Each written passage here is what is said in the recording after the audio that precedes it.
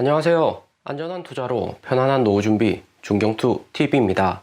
네, 1월 5일 목요일입니다. 비트코인 16,800달러, 이더리움 1,250달러 플러스 3.4%, 리플 횡보에 도지 플러스 2%, 에이다 플러스 5%, 이더리움 클래식 플러스 20% 등 그레이스케일 계열의 코인들 상승세가 좋습니다. 이번 주 중요 지표인 미국 ISM 제조업 지표하고 FOMC 회의로 새벽에 공개가 되었고요. ISM 제조업 지표는 84.4포인트로 전월 49포인트나 컨센서스 48.5% 하회를 했습니다. 대신에 하회폭이 작고 ISM 제조 지표의 디테일한 상황 하나하나 살펴봤을 때는 미국 주거비 내려오고 수입 비중 줄어들면서 인플레이션율 하락에 긍정적인 시그널이 나왔었고요. 거기에 잡오프니 미국 기업들 구인 공고 얼마나 했냐인데 컨센서스 10밀리언보다 높은 수치 나오면서 미국이 고금리 고임금에도 계속해서 직원들 채용한다는 시그널이 또 나왔습니다. 연준이 4.5%까지 기준금리 올리고 메타, 아마존, 트위터, 빅테크들 대량 해고해도 이하의 기업들은 구인 모집량 감소가 작다는 거고요. 경기 침체 아직까지 도달 안 했다는 시그널이고 거기에 따라 나스닥하고 코인도 반등을 한 거죠. 비트코인 도면스도 보면 하루 전 38.3%보다 확실히 낮아지고 있습니다. 이더리움 도면스 17.7%로 이더리움으로 자금 움직이면서 알트코인도 덩달아 상승 중이고요. FTX 파산 11월 8일 이후 2개월이라는 시간이 지났고 비트코인도 2만 달러에서 15,500달러 하락 이후에 추가 하락은 안 나오고 있습니다.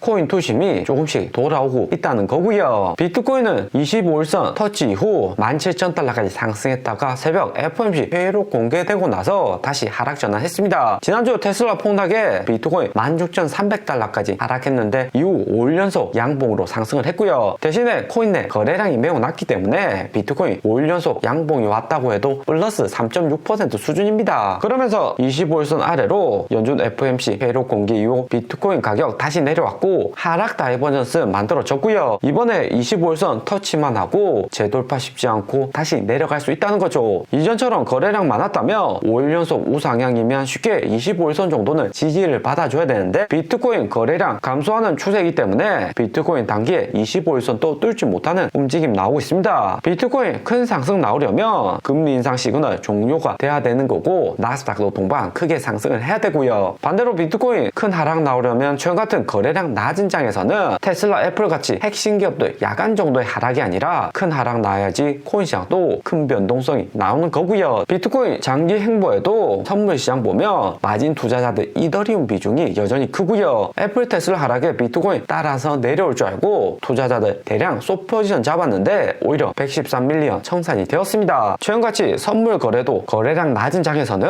113밀리언 청산은 매우 크고요. 거래량 낮을 때는 거래소 세력들 코인 방향성 쉽게 조정이 가능하기 때문에 반드시 시장 방향성 나스닥 보조 지표만 보고 코인이 오를지 내릴지 판단할 수는 없습니다. 이런 장에서는 선물 투자 손실 보기 매우 쉽고요. 숏포지션 가장 많이 들어간 코인은 1등 이더리움이고 2등은 비트코인으로 이더리움 많다는 것은 개인 비중 크다는 의미죠. 다음은 솔라나, 4위가 이더리움 클래식입니다. 이더리움 클래식 하루 만에 플러스 20% 상승하면서 알트코인도 움직임 심상치 않고요. 그 다음 라이트코인, 리어 프로토콜, 에이다 순서입니다. 도지코인, 리플은 선물 투자 청산액이 뒤로 많이 밀렸고요. 지난주만 해도 상위 5위권 안에 도지코인, 리플이 포함되어 있었죠. 최근 코인 선물 시장은 비트코인 포함 변동성이 작기 때문에 아직까지 살아남아 투자하는 고수들은 알트코인, 비트코인 안 가리고 변동성 큰 코인 찾아서 선물 투자를 하는 구간이죠. 그리고 알트코인 움직임도 수상한데 테더 도미넌스 확인해 볼 필요가 있죠. 테더 도미넌스는 상승 추세 멈추고 재하락 중입니다. 작년 6월 셀시우스 파산이나 11월 FTX 파산 같은 시스템 디스크로 9%대 테더 도면스 상승이 컸는데 최근에는 8.5%까지 하락을 했고요. 상승 다이버전스 걸려서 테더 도면스 다시 올라갈 수 있지만 이렇게 8.5% 높게 상승했던 적은 많이는 없습니다. 투자자들 다수의 코인 테더로 옮겨두고 현재는 코인 투자하고 싶어서 손이 근질근질하다는 시그널이고요. 1월에 미국 기업들 실적 잘 나온다면 테더 도면스도 다시 내려올 가능성 클 듯합니다. 그리고 새벽 FOMC 회의로 공개가 되었습니다. 연준 연준위원들 2024년 한 해 동안 금리 인하는 전혀 안 할 것으로 논의를 했었고, 역사적으로 인플레이션율 감소한다고 금리 인하 빠르게 해버리며 다시 인플레이션율 상승에 자극을 줄 수 있다고 회의록에서 공개를 했고요. 연준위원들 상당히 신중하게 매월 인플레이션율 수치 보고 추가 금리 인상 논의할 수도 있다고 이야기를 했습니다. 시장이 예상한 대로 FOMC 회로 매우 매파적인 발언이 많았죠. 그나마 약간의 기대했던 것은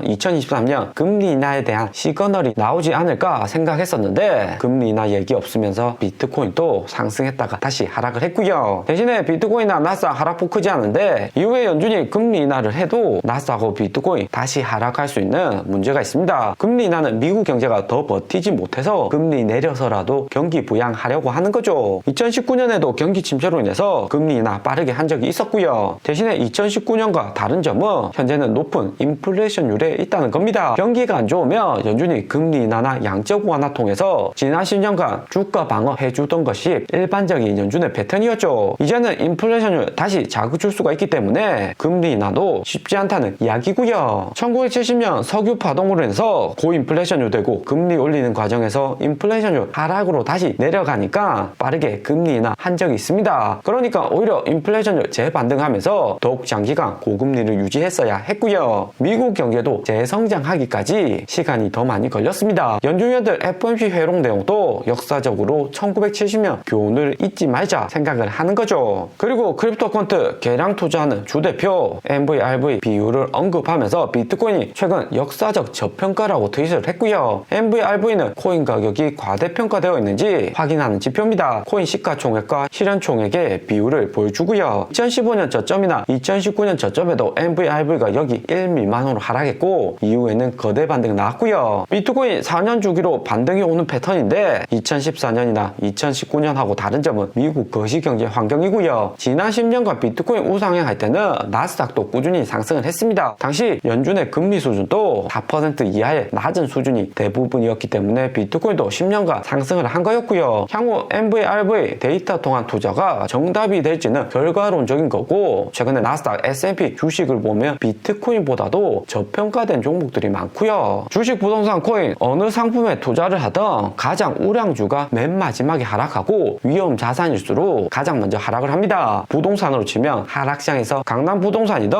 지방 외곽 부동산 모두 하락을 하지만 상승할 때 강남 부동산이 먼저 상승을 하죠. 때문에 최근 같은 하락장 오면 결국에는 어떤 자산을 모아가야 되는지 중경투와 함께 고민을 해볼 수가 있고요. 주식과 코인을 비교해 봤을 때는 코인보다도 당장에는 미국 주식, 특히 우량주 위주로 저점에서 모아가는 게 필요하다 생각이 듭니다. 그리고 중경투가 유심히 보셔야 한다 이야기 드린 종목은 애플하고 TSMC고요. 스마트폰 1등, 반도체 1등이라서 애플하고 TSMC 잘 아실 듯하고, 상승장 전환하면 애플이나 TSMC 같이 우량주 위주로 기관들이 먼저 싹쓸이 할 가능성이 크죠. 부자들이야 자산 많고 주식, 코인, 부동산 분산 투자할 수 있지만 개인 투자자들은 분산 비율이 크지 않을 수가 있고요. 애플이나 TSMC 작년 고점 대비해서 30% 이상 주가 하락한 상태인데 2010년부터 2020년까지 일반적인 하락장에서는 바닥이라고 볼 수 있습니다. 하지만 연준이 2020년 이후 20년 만에 5% 되는 고금리 유지하는 거기 때문에 새로운 충격이 얼마든지 더 나올 수가 있고요. 2000년 금융위기 때도 나스닥 여기 차트 보시면 하락 오다가 두 번째 여기 저점 찍었을 때 반등 오겠다고 생각을 많이 했습니다. 하지만 리만 브라더스 실적 발표에서 어닝미스 크게 나오고 전체 미국 증시가 폭락을 했고요. 첫 번째 지지선 뚫히니까 두 번째 지지선도 쉽게 무너졌습니다. 고점 대비해서 마이너스 50% 하락을 했고요. 현재 나스닥이 작년 고점 대비해서 마이너스 30% 수준입니다. 연준이 이번 FOMC 회의록 공개에서는 금리나 당장에 안 하고 거기에 기업들 수익 전망치는 낮아지니까 추가 하락 올지 여부는 지켜봐야 될 듯 하고요. 2008년 마이너스 50% 하락 이후 여기 구간에서 5개월 정도 횡보했는데 미국 우량주 매수를 했다며 10년 이상 주가도 상승하고 배당도 받으면서 수익을 극대화할 수 있는 지점이었다 볼 수 있습니다. 코인은 나스닥 반등 오고 나서 매물대 소화 이후 상승을 하기 때문에 나스닥 제대로 반등 온 다음에도 비트코인, 알트코인은 빠르게 상승 안 할 가능성 존재를 하고요. 오늘의 영상은 여기까지입니다. 좀 더 디테일한 투자 정보가 필요하신 분들은 커뮤니티로도 자료가 공유되니까 멤버십 가입과 구독 부탁드립니다. 감사합니다.